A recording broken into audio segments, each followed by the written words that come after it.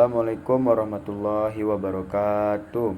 Perkenalkan, nama saya Muhammad Rafli Iswandi, kelas 23 TRKB. Baik, langsung saja. Di sini saya akan membuat demo video tentang workshop pemrograman mobile. Nah, jadi di sini saya telah membuat 3 kelas, yaitu Android Manifest, yang kedua ada Main Activity, yang ketiga ada Activity Main. Nah, pada kelas Android Manifest ini itu kita tidak perlu mengubah atau mengotak-atik apa-apa, karena di sini sudah default, sudah diatur, sudah langsung diatur dari aplikasi Android Studio-nya. Nah, yang perlu saya ubah itu activity-nya, karena gunanya untuk menghubungkan kelas main activity, yang ini. Nah, di sini kenapa saya membuat true, karena itu gunanya ya tadi untuk menghubungkan atau menghidupkan kelas main activity-nya. Nah, langsung aja. Kelas berikutnya itu ada main activity. Nah, pada kelas main activity ini itu saya membuat input alas, input tinggi, input sisi. Kenapa saya membuat input alas ini menggunakan edit tag? Karena itu gunanya memudahkan pengguna atau user agar dapat mengubah atau mengotak-atik angka atau nilai yang mereka inputkan. Nah, lanjutnya itu ada BTN hitung segitiga atau button hitung segitiga. Terus kemudian ada button hitung persegi. Kenapa saya menggunakan button? Itu gunanya untuk menekan tombol bagi user atau pengguna agar menampilkan outputnya. Kemudian itu ada luas segitiga. Kemudian itu ada luas persegi. Di sini kenapa saya menggunakan text view? Agar user atau pengguna itu dapat melihat atau menampilkan hasil nilai atau angka yang telah diinputkannya.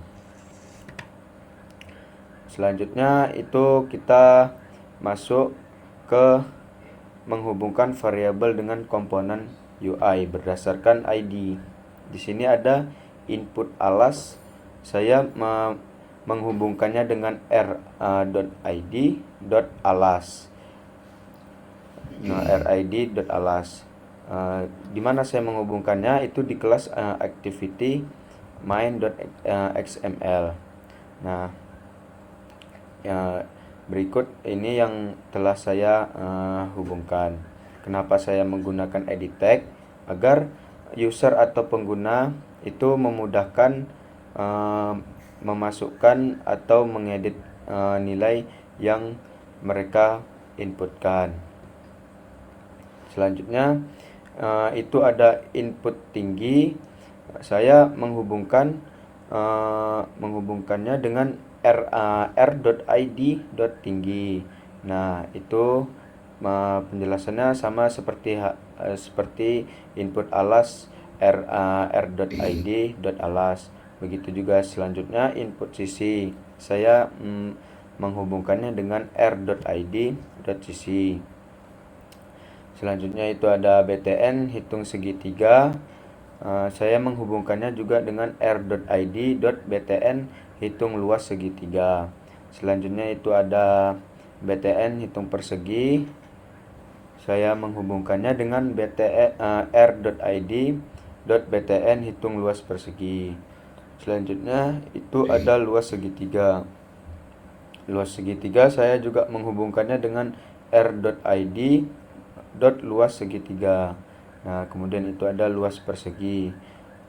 Saya menghubungkannya juga dengan r.id luas persegi. Nah, setelah itu kita akan masuk ke menghitung menghitung rumus luas segitiga. Nah, di sini ada alas, tinggi, dan juga hasilnya. Di sini saya membuat alas, itu saya menggunakan input alas text .toString. Kenapa saya membuat input alas text .toString? Itu karena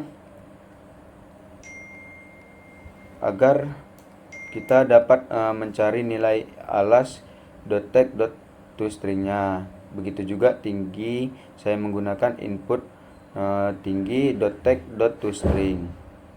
Nah, setelah saya memasukkan alas dan juga tingginya, itu user dan juga pengguna akan menampilkan output atau hasil luas segitiga dengan menggunakan rumus hasil luas segitiga setengah kali alas kali tinggi. Kemudian berikutnya kita masuk ke menghitung rumus luas persegi. Nah, di sini saya membuat satu sisi, yaitu input sisi text .toString. Nah, kenapa saya membuat di sini hanya satu saja? Karena luas persegi itu panjangnya sama, makanya saya membuat sisinya itu satu saja dengan input sisi text .toString. Setelah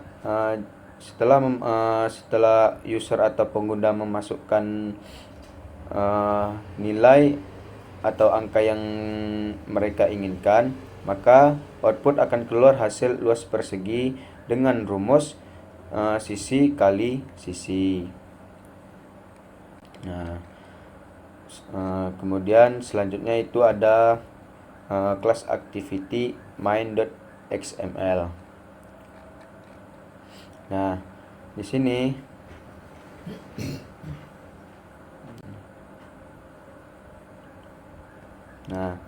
sini itu terdapat linear layout.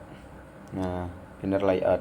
Kenapa saya menggunakan linear layout ini? Agar tampilan atau output dari program semuanya nanti itu akan menjadi rapi atau lebih bagus lagi.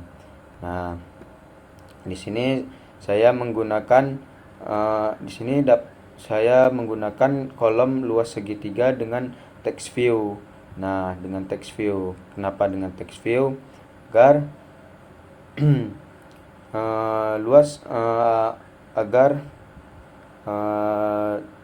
tulisan text view-nya itu langsung ditampilkan atau biar terdapat lebih rapi.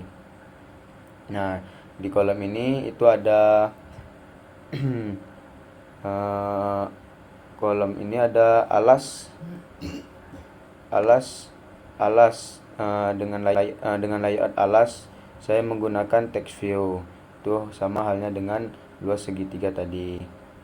Nah, begitu juga dengan kolom tinggi, saya menggunakan text view.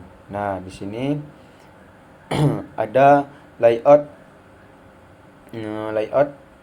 alas dan juga tinggi. Nah, kenapa saya menggunakan edit text?